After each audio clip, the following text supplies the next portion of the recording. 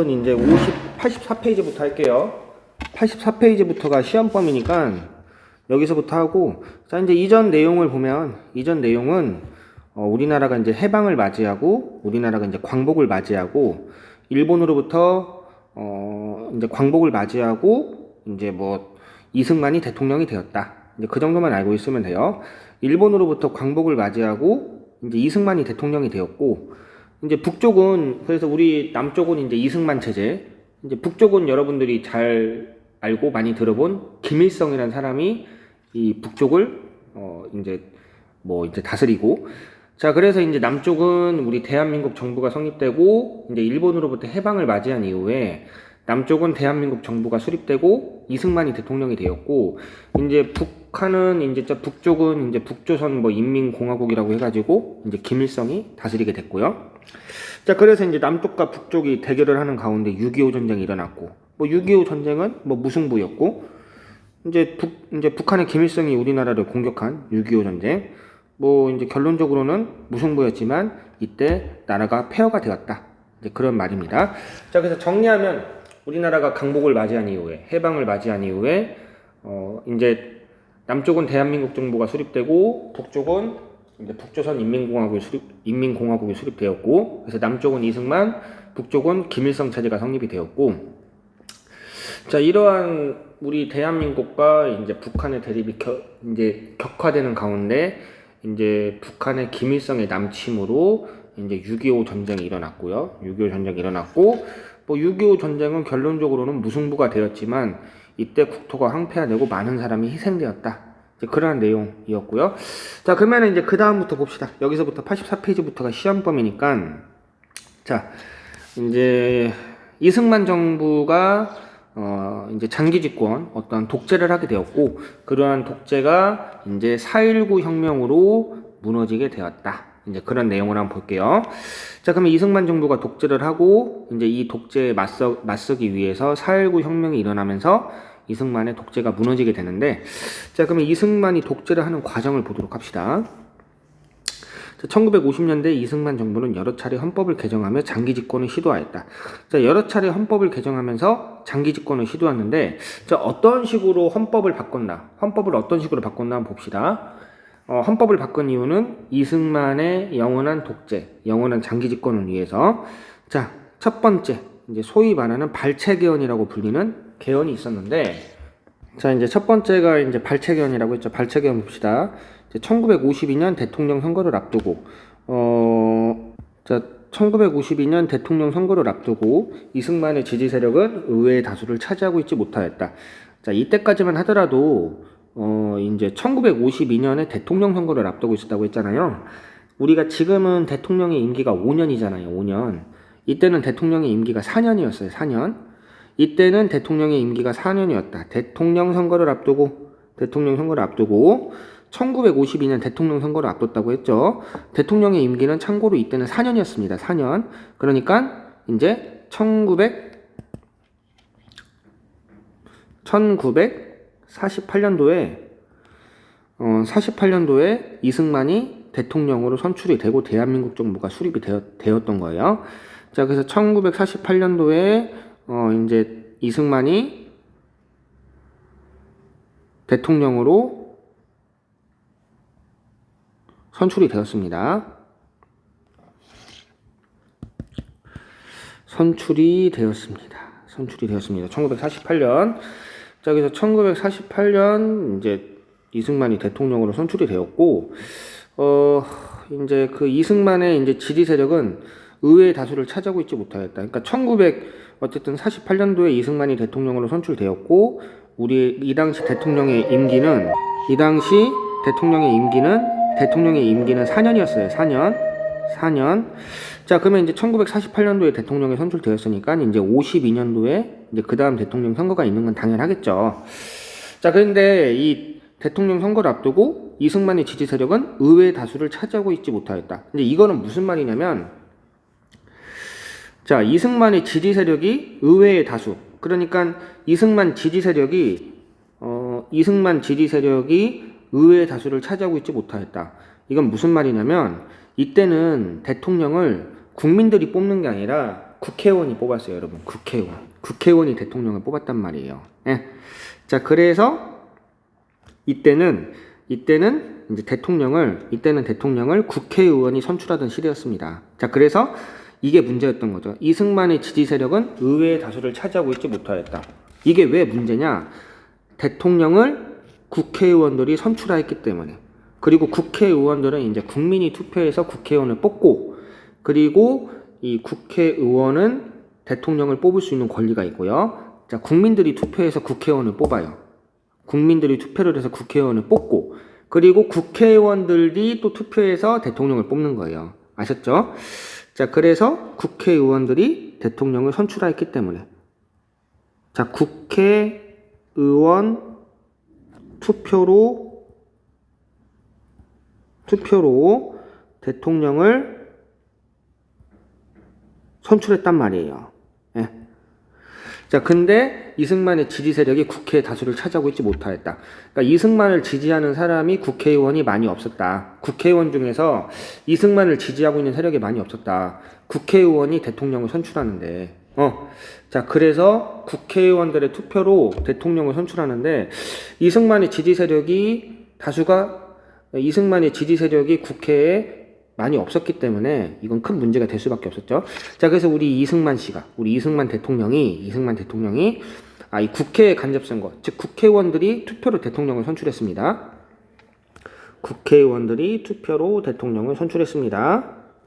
국회 간접선거로는 자신이 대통령에 당선될 가능성이 없다는 것을 깨닫고 개헌을 추진하였다. 국회 간접선거로는 자신이 대통령에 당선될 가능성이 없다는 것을 깨닫고 개헌을 추진하였다. 왜냐하면 국회에서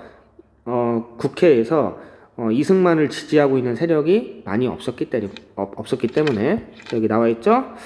이승만의 지지 세력은 의회의 다수를 차지하고 있지 못하였다. 자, 그래서 국회 간접선거로는 내가 대통령에 될 가능성이 없다라는 걸 이승만이 깨닫고 개헌을 추진하였습니다. 당연히 이것에 이제 많은 사람들이 반대했겠죠. 이거는 이승만이 대통령 되고 싶어 해서 그런 거 아니냐. 그래서 이것에 반대한 야당 의원들이 뭐 헌병대에 연행되는 등 공포 분위기가 조성되는 가운데 이 정부통령 직선제 개헌안이 통과. 이때는 대통령뿐만 아니라 부통령도 있었어요. 직선제 개헌안. 이때부터 이제 국민들이 투표해서 대통령을 뽑는 시대가 됐습니다. 우리나라 국민들의 경우에는 이승만은 독립운동을 한 사람이고 임시정부의 초대 대통령이고 아주 훌륭한 사람이다 라고 해서 아직까지 이승만에 대해서 잘 몰랐던 그러한 이제 우리 국민들은 이승만이라는 사람에 대해서 많은 호감을 느끼고 있었어요. 근데 이 국회의원들은 이제 정치인들은 저 이승만 너무 고집도 세고 별로인 것 같다 라고 하면서 이제 이승만과 많이 접촉을 했던 정치인들은 이 이승만을 별로 지지하지 않았는데, 이 국민들의 경우에는 이승만에 대한 감정이 매우 좋았단 말이에요. 독립운동 하셨던 분이고, 그 다음에 임시정부의 초대 대통령이었고, 자, 그래서 그런 식으로 감정이 좋았기 때문에 이승만 대통령이 국민들이 투표하는 이 직선제, 국민들이 직접 선거하는 이러한 직선제로 한다면 내가 대통령이 될 가능성은 높다, 압도적이다 라고 해가지고 직선제 개헌안이 통과되고 이승만은 재집권이 성공하였다. 이게 발췌 개헌입니다. 발췌 개헌. 자, 그러면 왜 발췌 개헌이라고 하느냐? 명칭을 이렇게 지었냐? 발췌라는 게 뭐를 뽑아내다 그런 거 아니에요. 발췌라는 게 우리가 이런 교과서를 읽고 있다가 중요한 내용을 발췌해서 읽는다. 소위 말하는 발췌 독이라고 부르잖아요. 독서를 하다 중요한 부분만 이렇게 뽑아서 읽는다는 거. 왜 그러니까 발췌는 뽑아내다 그런 뜻이 있는데, 이제 이때 이승만 대통령이 이제 여당과 이제 이승만을 지지하는 여당, 그리고 이승만을 싫어하는 여당과 야당한테 우리가 개헌을 한번 해보자. 개헌을 한번 해보자. 너희 여당과 우리 여당과 그리고 너희 야당, 이승만을 지지하는 여당과 그리고 이승만을 지지하고 있지 않은 야당, 이승만을 싫어하는 야당, 이승만을 좋아하는 여당, 이승만을 싫어하는 여당과 야당한테 모두 말해서 한번 내가 개헌을 하려고 하는데 뭐 좋은 내용 있으면 한번 의견을 내봐라. 자, 그래가지고 여당과 야당에서 어쨌든 이승만이 개헌을 한다고 하니까 뭐 반발하긴 했지만, 특히나 야당의 경우에는 야당의 경우에 특히 반발을 했지만 그래도 대통령이 개헌을 한다고 하니까 뭐 여러 가지 의견을 내긴 냈어요. 여러 가지 의견을 내긴 냈고, 자, 근데 그 중에서 이승만 대통령이 자신의 재집권에 도움되는 내용만 발췌했다, 뽑아냈다. 그래서 발췌 개헌이라고 해요. 자, 그래서 이승만이 무대포로 무지막지하게 야, 나 개헌할 거야, 그러니까 아무 말 하지 마, 그런 게 아니라 이승만을 싫어하는 야당, 이승만을 좋아하는 여당한테 모두 어쨌든 나 개헌할 거니까 의견 좀 내봐. 그래서 여당과 야당 모두 의견을 냈고, 자, 그 낸 의견 중에서 이승만의 장기 집권에 도움되는 내용만 발췌해서 뽑았다. 그래서 발췌 개헌이라고 불려요. 자, 그래서 발췌 개헌, 소위 말하는 직선제 개헌입니다. 직선제 개헌. 자, 그래서 1925년 발췌 개헌, 소위 말하는 직선제 개헌이라고 불립니다. 이거를 직선제 개헌, 발췌 개헌을 다른 말로 직선제 개헌이라고도 불립니다. 직선제 개헌. 자, 그래서 발췌 개헌, 직선제 개헌 모두 다 맞는 말이에요. 자, 발췌 개헌. 이승만이 대통령이 되기 좋은 내용만 발췌해서 뽑아가지고 개헌을 했다. 그리고 이 발췌 개헌의 내용은 바로 직선제 개헌. 국민들이 투표해서 대통령을 뽑는. 국민들은 이승만에 대한 호감도가 높았기 때문에, 그래서 1952년 직선제 개헌. 자, 그 다음 1954년도에 또 개헌을 해요. 또 개헌. 자, 1954년 이승만 정부와 자유당은 초대 대통령에 한해 중임 제한 조항을 없앴다. 이 중임 제한이라는 거는 딱 2번까지만 대통령을 할 수 있다, 그거예요. 중임이 뭐 이렇게 한 번이 아니라 2번을 말하는 거잖아요. 중임이 한 번 아니라 2번 말하는 거고, 여기서 말하는 중임 제한이라는 거는 딱 대통령은 2번까지만 할 수 있다. 그래서 1948년도에 한 번 했고, 그 다음에 그로부터 4년 뒤에, 임기가 4년이니까 52년도에 직선제 개헌을 통해서, 발췌 개헌을 통해서 대통령이 당선이 됐죠. 자, 그리고 이제 1948년, 4년 뒤 52년, 그 다음 56년도에 대통령 선거가 또 있잖아요. 근데 현재 대한민국의 헌법으로는 대통령은 중임 제한이 있단 말이에요. 딱 2번까지밖에 못한다. 2번까지밖에. 자, 그래서 이러한 중임 제한 조항을 없앤 4.4.5입의 논리까지 내세운 4.4.5입 개헌이 통과가 됩니다. 자, 그러면 4.4.5입 개헌은 뭐냐? 당시 국회 제적의원은 203명이었는데 이제 개헌 찬성은 135표가 나와서 개헌안이 부결되었다. 자, 일단은 국회의원이 203명인데 여기서 그 이제 초대 대통령에 한해서 초대 대통령은 2번 이상 대통령을 할 수 있다. 그러니까 대통령은 2번까지밖에 하고 못하는데 초대 대통령에 한해서 그러한 조항을 폐지하자. 자, 그래서 203명의 국회의원이 있었는데 여기서 135명만 동의를 했다고 해요. 자, 그러나 이틀 뒤에 자유당은 제적의원의 3분의 2. 그러니까 이 법안이 통과가 되려면 3분의 2가 동의를 해야 돼요. 3분의 2가 동의를 해야 된단 말이에요. 3분의 2가. 자, 그러면은 3분의 다시 하겠습니다.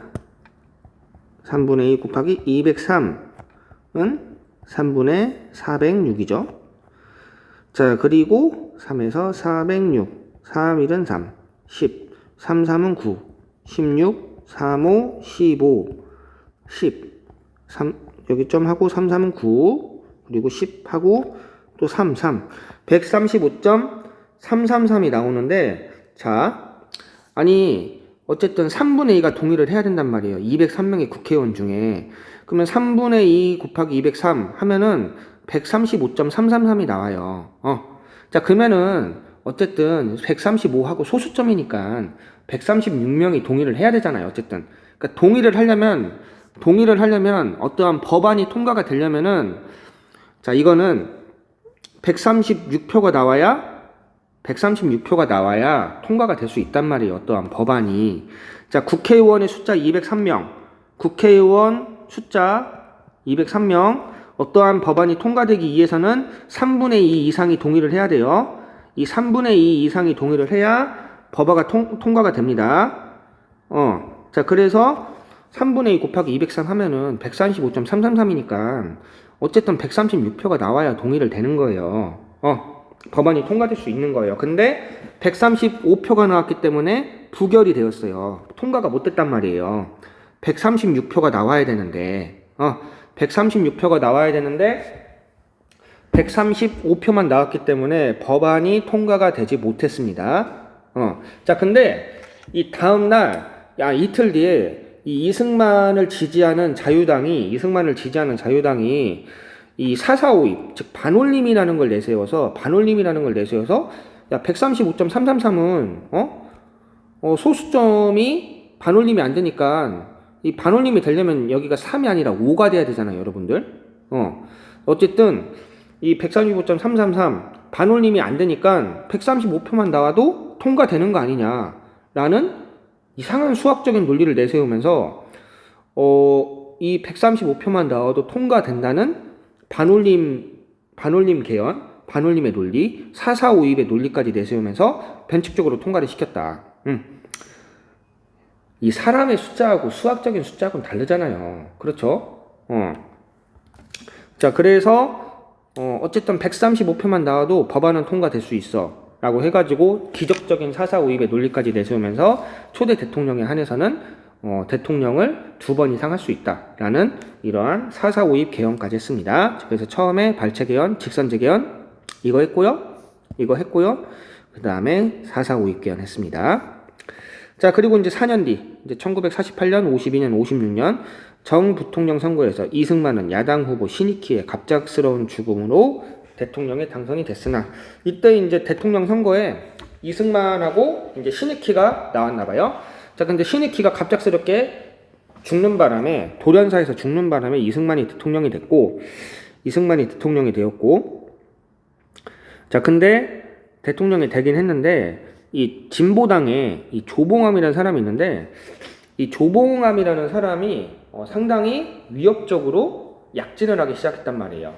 이 조그마한 정당이었던 이 진보당의 조봉암이 어쨌든 투표율이 생각보다는 높았어요. 그래서 다음 대통령 선거 때 이 조봉암을 계속 놔둔다면 문제가 생기겠다라고 해서 나중에는 조봉암까지 제거하게 됩니다. 뭐 그건 나중에 일이고.